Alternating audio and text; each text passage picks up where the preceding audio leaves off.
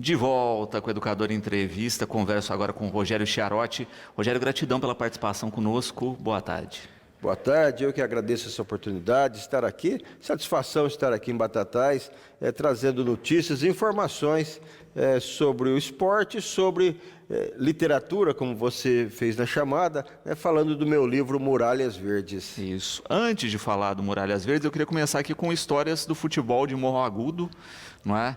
Também de autoria do Rogério. Como é que primeiro surgiu o teu interesse pelo esporte?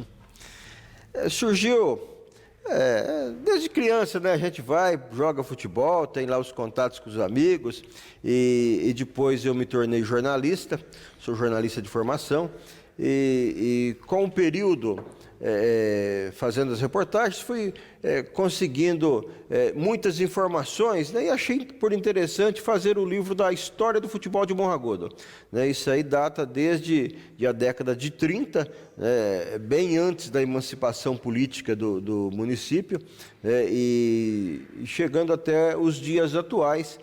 São assim arquivos que consegui ao longo da história. E ressalto também que nesse livro, A História do Futebol de Morro Agudo, tem alguns ex-jogadores aqui de Batatais que depois de encerrarem a carreira profissional aqui no Batatais, foram disputar o amador lá em Morro Agudo.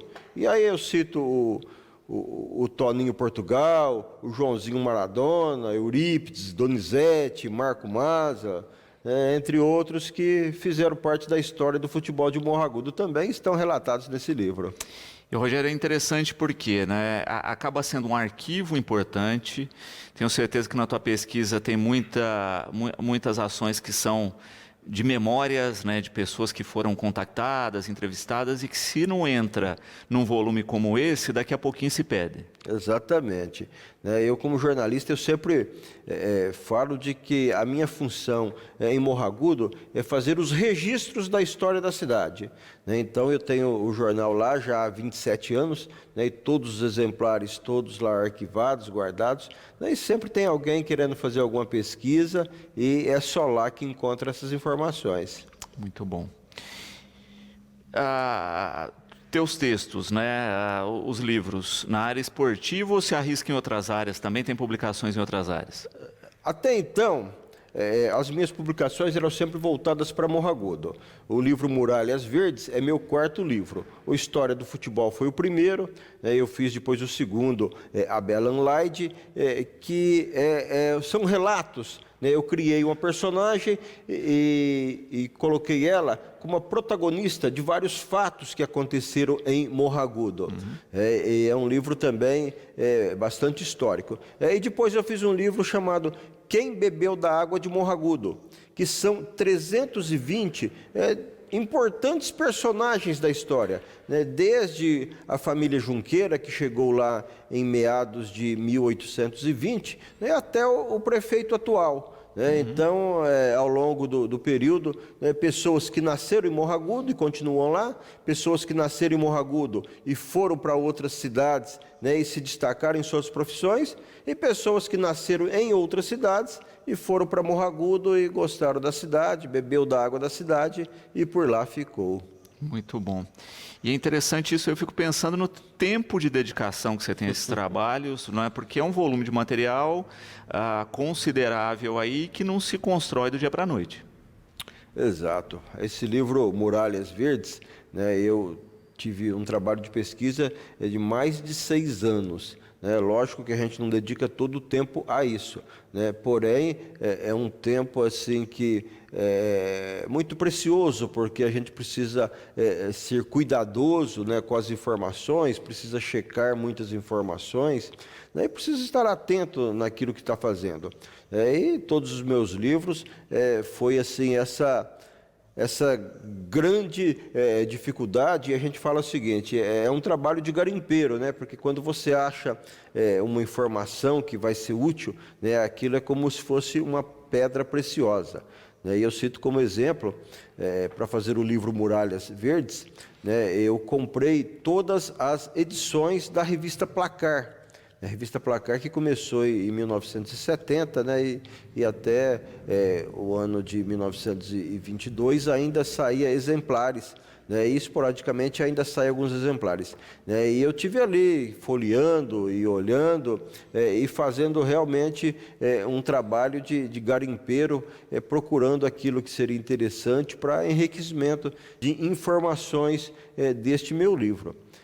E hoje eu tenho a satisfação até em dizer, né, de que eu tenho em meu livro informações que o próprio Palmeiras ainda não tem. Aqui na companhia do Rogério Charotti, nós estamos falando da produção aqui, né, literária e esportiva aqui do Rogério, e especificamente aqui do livro Muralhas Verdes, né, que eu já comecei aqui a folhear, né, contava para o Rogério aqui, né, me tornei palmeirense graças a um goleiro que não era goleiro, né, o famoso Gaúcho, não é? Que foi aí para a defesa em um único jogo aí, num Palmeiras e Flamengo, não é? Palmeiras e Flamengo. E que consta no livro também, né? Você colocou também goleiros que não eram goleiros e que acabaram se tornando aí por uma ação do destino aí nos jogos. A fatalidade do jogo, na história do Palmeiras, tem 7 jogadores de linha, né, que tiveram que jogar no gol. Na década de 50 e anterior, era proibido fazer substituições, né? Então, quando o goleiro machucava, necessariamente um jogador de linha tinha que ir no gol. E aí tem o caso do Vulcano Flose, que era um zagueiro do Palmeiras e teve que ir para o gol. E ele gostou tanto da posição, né, que no ano seguinte, nos 4 anos seguintes, ele foi o goleiro titular do Palmeiras. É uma história que consta aí. E tem o Gaúcho, que por ocasião da contusão do Zete, né, o Gaúcho foi para o gol e defendeu 2 pênaltis, um cobrado pelo Aldair, outro pelo Zinho. São histórias fantásticas que tem aí também. Tem a história também do Escurinho. Escurinho era o centroavante do Palmeiras em 1978, na final contra o Guarani. O goleiro Leão foi expulso e o Escurinho foi para o gol. Também é um fato que essa é a minha primeira partida que eu lembro como palmeirense, lá no longínquo 1978. Muito bom, 10 anos antes da minha primeira partida. E é interessante a gente pensar nisso, né? O quanto essas histórias, né, são marcantes. E você trabalha com uma posição aí, né, que normalmente não é tão destacada, né? Falar de goleiro aí são raras as publicações e uma pesquisa de, né, fôlego, porque assim, né, 136 goleiros, não foi brincadeira essa pesquisa. Não, eu tive informações, e essa informação que eu vou passar agora, eu consegui lá no Museu do Futebol de São Paulo, né, eu tive lá por 3 oportunidades para fazer as minhas pesquisas, né, e o responsável pelo Museu do Futebol, ele me disse assim: Rogério, livros falando exclusivamente sobre goleiros não existe aqui no Brasil. Se você lançar, vai ser o primeiro. Né, e realmente é o que aconteceu. Geralmente as pessoas falam dos atacantes, aquelas pessoas que fazem gol, e o gol é a alegria do futebol. Né, mas eu preferi homenagear os goleiros, né, porque eles não deixam de fazer parte dessa importante carreira dentro do cenário futebolístico. Né? O goleiro ele é admirado, ele é idolatrado. E essa pesquisa de 136 goleiros, né, foi algo assim que me fascinou, porque a cada entrevista que eu conseguia, a cada contato que eu conseguia fazer, né, para mim era como se tivesse marcado um gol. E, né, como bom palmeirense, aí, né, puxou a sardinha para o molho de tomate aqui, já, né, falando de goleiros do Palmeiras dentro da pesquisa. Goleiro de Palmeiras, né? A gente levantou informações, por exemplo, o Valdir de Moraes foi um dos goleiros destacados aí na história, eu consegui falar com ele, né? E tiveram 2 goleiros que durante esse período faleceram. Um foi o Valdir de Moraes e outro foi o João Marcos. Né? E eu, no primeiro contato com o Valdir de Moraes, né, ele me contou de que o treinador era o Oswaldo Brandão e o Oswaldo convidou ele para ser auxiliar técnico. E ele disse assim: eu só aceito se eu trabalhar exclusivamente com goleiros. né? E a partir daí se criou a Academia de Goleiros do Palmeiras, né? O Valdir de Moraes deu início aí a uma sequência de revelação de bons goleiros por parte do Palmeiras, e até hoje isso é uma tradição dentro do futebol. Muito bom, né? Com duas figuras aqui importantes para Batatais dentro do livro também, não é? Temos aí Baldock, não é?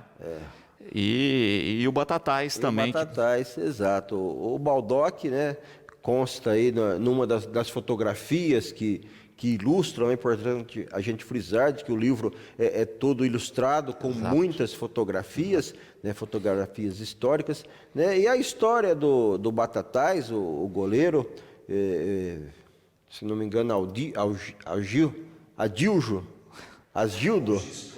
Augisto, isso. É um nome realmente diferente, Augisto, né? E aí ele ganhou o apelido de Batatais, e tem uma história fantástica também, apesar de curta duração no Palmeiras, né? Mas tem uma história fantástica no Fluminense, na seleção brasileira, inclusive disputando a Copa do Mundo na França, 1938, e é uma pessoa assim, eu sinto orgulho em estar destacando pessoas da região de Batatais. Também temos alguns goleiros nascidos em Ribeirão Preto, temos o goleiro o Aparecido Peixinho, nascido aqui em Miguelópolis. A gente tem o goleiro de nome... o goleiro de nome, vou lembrar já, mas é nascido aqui em Patrocínio Paulista também, uma cidade aqui bem próxima à nossa, né? Então, assim, são fatos que trazem a realidade do futebol, dos goleiros do Palmeiras, também para a nossa região. Isso é algo que a mim realmente deu satisfação em fazer.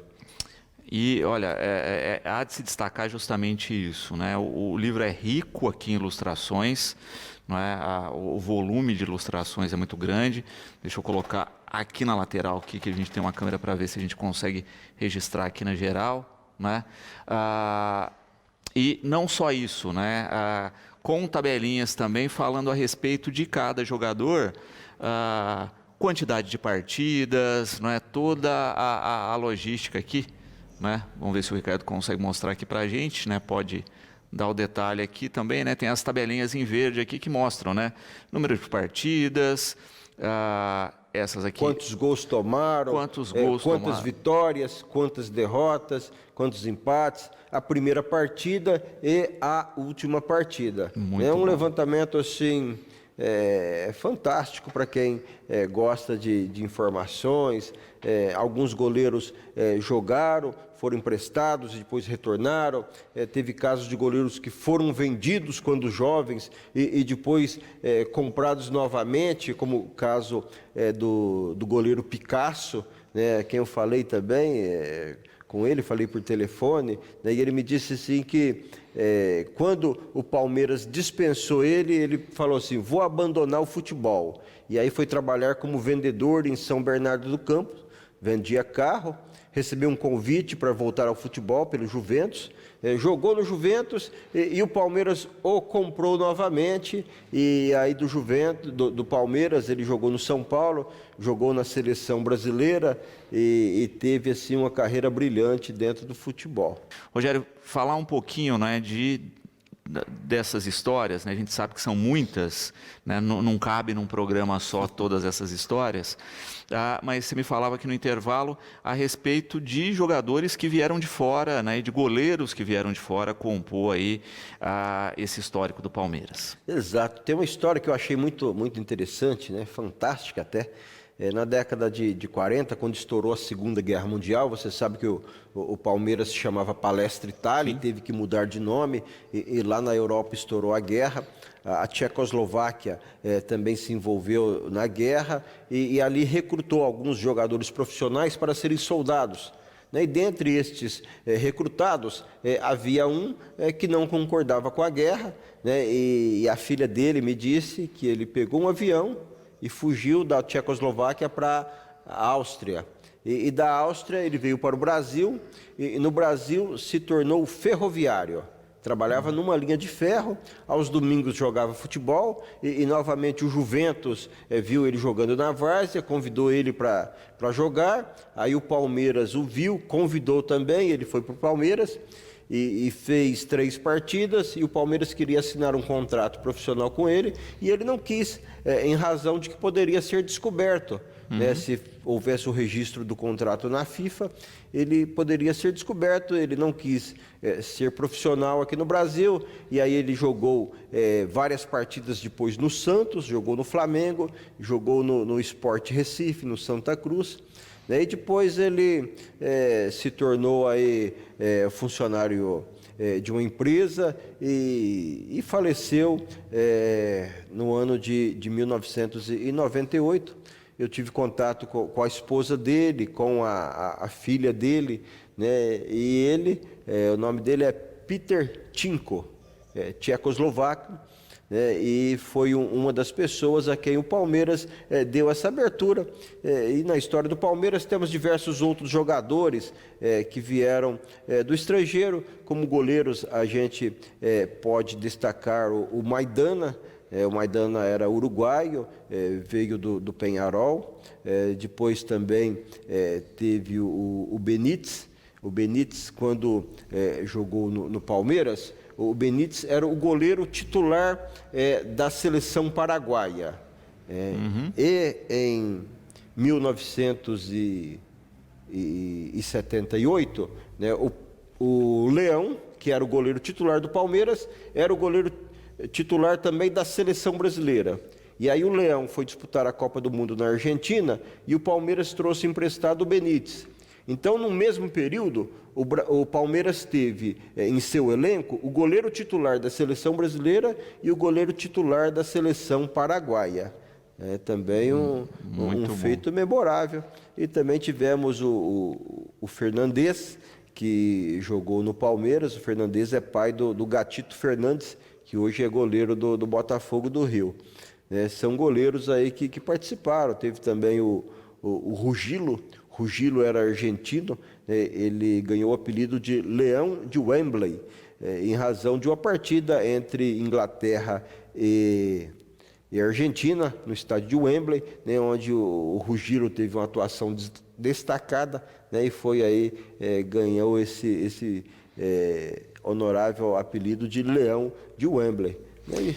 E é muito bacana, eu destaco aqui no livro também, além, né, de ricamente ilustrado, das informações, também o índice do livro, né, que justamente fala isso, né, dos treinadores do time que eram, né, na sua origem goleiros, daqueles que participaram da seleção estadual, não é, dos goleiros que marcavam gols, né, do gol de goleiro, né, desses goleiros que defenderam a nossa seleção, não é?